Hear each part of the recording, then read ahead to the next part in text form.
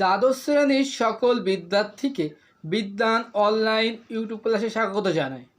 আজকের এই ভিডিওতে আমি আলোচনা করব তোমাদের বাংলা পাঠ্য বইয়ের শিকার কবিতা থেকে ইম্পর্টেন্ট 5টি বড় প্রশ্ন উত্তর। এর আগের ভিডিওতে আমি তোমাদের এই শিকার কবিতা থেকে 10টি এমসিকিউ ও 20টি এসসিকিউ প্রশ্ন উত্তর আলোচনা করেছি। সেই ভিডিওটি যদি তোমরা না দেখে থাকো, অবশ্যই এই ভিডিও শেষে ডেসক্রিপশন বক্সে লিঙ্ক দেওয়া থাকবে, সেখান থেকে গিয়ে তোমরা সেই ভিডিওটি দেখে নেবে। তো চলো শুরু করা যাক। 1 নম্বর প্রশ্ন, শিকার কবিতায় কবি জীবনানন্দ দাশ যে উপমা ও চিত্রকল্প ব্যবহার করেছেন তা উদ্ধৃতি সহ আলোচনা করো। এটি তোমাদের 5 নম্বরের প্রশ্ন। তো উত্তর লিখবে, জীবনানন্দ দাশ প্রকৃতিপ্রেমিক কবি, তার কবিতায় প্রকৃতির অপরূপ রূপের পরিচয় বর্ণিত হয়েছে। শিকার কবিতাটিতেও প্রকৃতির সেই অপরূপ রূপের পরিচয় আছে। কবিতাটির সূচনা হয়েছে শান্ত, স্নিগ্ধ ও নির্মল ভোরের প্রকৃতির বর্ণনা দিয়ে। কবি সেই ভোরের বর্ণনা দিয়েছেন কয়েকটি উপমা ব্যবহারের মধ্য দিয়ে, যেমন আকাশের রং ঘাস ফড়িংয়ে দেহের মতো কোমল নীল, চারিদিকে পেয়ারা ও নোনার গাছ টিয়ার পালকের মতো সবুজ। অথবা ভোরের আকাশে একটি মাত্র তারাকে বোঝাতে কখনো তাকে পাড়াগার বাসর জায়গা গোধূলি মোদির মেয়ের সাথে কিংবা মিশরীয় প্রেমিকার দেওয়া মুক্তোর সাথে তুলনা করেছেন। কবির ভাষায় পাড়াগার বাসর ঘরে সবচেয়ে গোধূলি মোদির মেয়েটির মতো, কিংবা মিশরের মনীষী তার বুকের থেকে যে মুক্তা আমার নীল মদের গ্লাসে রেখেছিল। শুধু কবিতার প্রথম স্তবকে নয়, পরবর্তী স্তবকগুলিতেও কবি অসংখ্য উপমা ও চিত্রকল্প ব্যবহার করেছেন, যেমন মোরগ ফুলের মতো লাল আগুন, কচি বাতাবি লেবুর মতো সবুজ সুগন্ধি ঘাস, নদীর জল মশকা ফুলের পাপড়ির মতো লাল ইত্যাদি উপমা ব্যবহার করে তিনি অসাধারণ চিত্রকল্পকে প্রকাশ করেছেন। তাই কবি রবীন্দ্রনাথ জীবনানন্দের কবিতা সম্পর্কে বলেছেন, জীবনানন্দের কবিতা চিত্ররূপময়। 2 দাগের প্রশ্ন, একটি তারা এখনও আকাশে রয়েছে, আকাশের তারাকে কেন্দ্র করে কবির ভাবনায় যে বৈশিষ্ট্যতা প্রকাশিত হয়েছে তা আলোচনা করো। এটি তোমাদের 5 নম্বরের প্রশ্ন। উত্তর লিখবে, কবি জীবনানন্দ দাশের শিকার কবিতাটি শুরু হয়েছে ভোরের প্রাকৃতিক অপরূপ রূপের পরিচয় দিয়ে। কবি গভীর অন্ধকার রাত্রির অবসানে সদ্যজাত ভোরের প্রাকৃতিক পরিচয় দিয়েছেন। সেই প্রকৃতি অত্যন্ত নির্মল ও শান্ত। কবির অনুসন্ধানের দৃষ্টিতে ধরা পড়েছে ভোরের আকাশে একটি ম্রিয়মাণ তারার একক উপস্থিতি। এই ম্রিয়মাণ তারার সাথে কবি তুলনা করেছেন পাড়াগার বাসর ঘরে সবচেয়ে গোধূলি মোদির মেয়েটির। এই অনুজ্জ্বল তারার উপস্থিতির মাধ্যমে কবি প্রকাশ করেছেন সদ্য বিবাহিতা নারীর লজ্জা ও দ্বিধাকে। এরপরে প্যারাসেন্স করে তোমরা লিখবে, পরের পংক্তিতে তারার উপস্থিতিতে তুলনা করেছেন মিশরীয় রমণীর বক্ষস্থিত নীল মুক্তার সাথে। প্রথম উপমাটিতে যে সহজ সরলতা ছিল, পরবর্তী উপমায় তা ভেঙে যায় অতীত স্মৃতিচারণায়। নীল আকাশের ক্যানভাসে রাত জাগা তারা আর নীল মদে গ্লাসে রাখা মুক্তা মিলেমিশে একাকার হয়ে গেছে। ভোরের আকাশে একটি তারা কবি শিল্পচেতনায় অসামান্য ব্যঞ্জনা লাভ করেছে। ভোরের কোমল, স্নিগ্ধ ও অমলিন প্রাকৃতিক সৌন্দর্য কবির দৃষ্টিতে নিখুঁতভাবে ধরা পড়েছে। এরপরে 3 দাগের প্রশ্ন দেখো, আগুন জ্বলল আবার, আবার শব্দটি প্রয়োগের তাৎপর্য কী? এখানে এই ঘটনা কিসের ইঙ্গিত দেয়?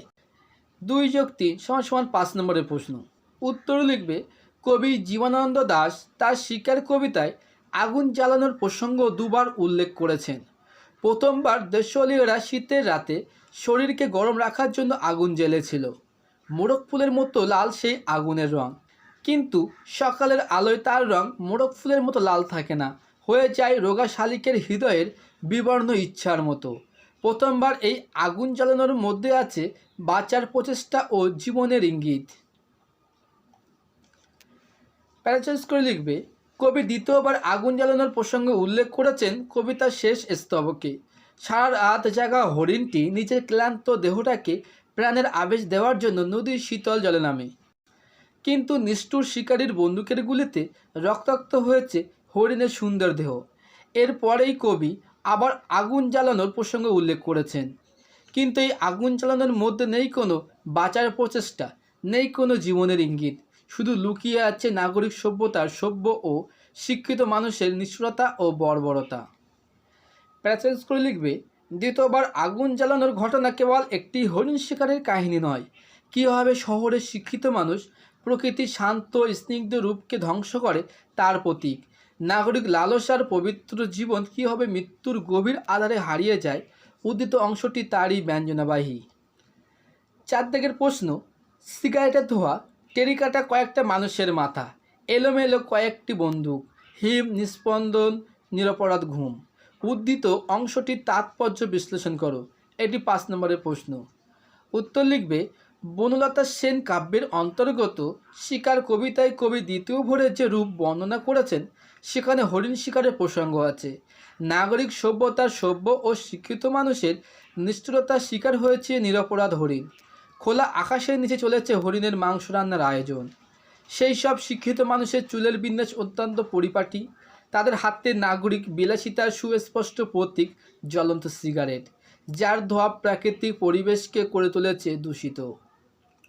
সিগারেটের ধোঁয়া, টেরিকাটা মাথা এবং বন্দুক এইসব আধুনিক সভ্যতার প্রতীক।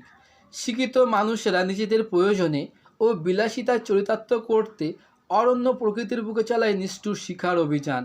শহরের আত্মসুখ নিমজ্জিত বিলাসী ও খামখেয়ালি মানুষের স্বভাব বৈশিষ্ট্য তুলে ধরেছেন কবি এই কবিতার শেষ স্তবকে।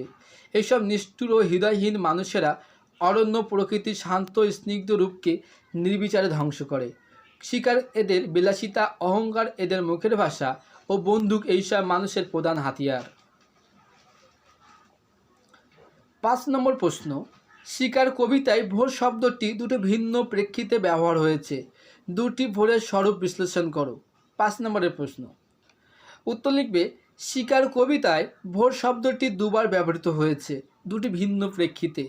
প্রথমবার ভোর শব্দটি ব্যবহৃত হয়েছে প্রকৃতির শান্ত স্নিগ্ধ রূপের বর্ণনা দিতে।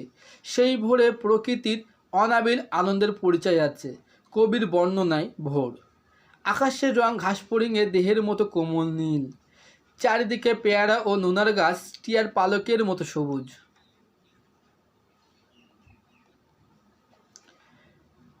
এরপরে প্যারাসেন্স করে লিখবে, প্রকৃতি যেন সৌন্দর্যের ডালি নিয়ে উপস্থিত। প্রকৃতির রাজ্যে নানান রঙের খেলা চলেছে, তা ধরা পড়েছে কবির অনুসন্ধানিক দৃষ্টিতে। সূর্যের আলোয় উদ্ভাসিত হয়ে উঠেছে চারিদিক। ভোরের এই মনোরম প্রাকৃতিক দৃশ্য বর্ণনা করতে গিয়ে কবি উল্লেখ করেছেন, সকালের আলোয় টলমল শিশিরে চারিদিকে বন আকাশ ময়ূরের সবুজ নীল ডানার মতো ঝিলমিল করছে। দ্বিতীয়বার কবি যে ভোর শব্দটি ব্যবহার করেছেন তার মধ্যে প্রকৃতির শান্ত স্নিগ্ধ রূপের কোনো পরিচয় নেই। সেই বর্ণনার মধ্যে আছে এই রূপেরটি বাদ দেবে ভয়াবহ পরিণতির ইঙ্গিত। কবির ভাষায় ভোর সারা চিতাবাঘিনীর হাত থেকে নিজেকে বাঁচিয়ে বাঁচিয়ে নক্ষত্রহীন মেহগনির মতো অন্ধকারে সুন্দরীর বন থেকে অচিনের বনে ঘুরে ঘুরে সুন্দর বাদামি হরিণ এই ভোরের অপেক্ষা করছিল। হরিণটির প্রাণের উচ্ছ্বাস ও জীবনের আনন্দময়তা বর্ণনা করেছেন দ্বিতীয় ভোরের প্রেক্ষিতে। নদীর তীক্ষ্ণ শীতল ঢেউ এসে নামলো, ঘুমহীন ক্লান্ত বিহ্বল শরীরটাকে স্রোতের মতো একটা আবেশ দেওয়ার জন্য। অথবা এই নীল আকাশের নিচে সূর্যের সোনার বর্ষার মতো জেগে ওঠে সাহসে স্বাদে সৌন্দর্যে হরিণীর পর হরিণীকে চমক লাগিয়ে দেওয়ার জন্য। প্যারাসেস করে লিখবে, কিন্তু নাগরিক লালসার নিষ্ঠুরতা থেকে হরিণটি নিজেকে বাঁচাতে পারে না। সভ্য মানুষের বন্দুকের গুলিতে রক্তাক্ত হয়ে ওঠে তার সুন্দর দেহটি। হঠাৎ একটি অদ্ভুত শব্দ, তারপর নদীর জল মচকা ফুলের পাপড়ির মতো লাল। তাই এই ভোরের বর্ণনায় কবির প্রাকৃতিক নির্মল রূপ চোখে পড়ে না। ভিডিওটি এই পর্যন্ত। ভিডিও সম্পর্কে কোনো মতামত থাকলে অবশ্যই তোমরা কমেন্টে জানাবে। ভিডিওটি ভালো লাগলে অবশ্যই চ্যানেলটিকে সাবস্ক্রাইব করবে ও ভিডিওটি তোমার বন্ধুদের কাছে অবশ্যই শেয়ার করবে। দেখা হচ্ছে নেক্সট ভিডিওতে। সেই পর্যন্ত তোমরা সবাই সুস্থ থেকো।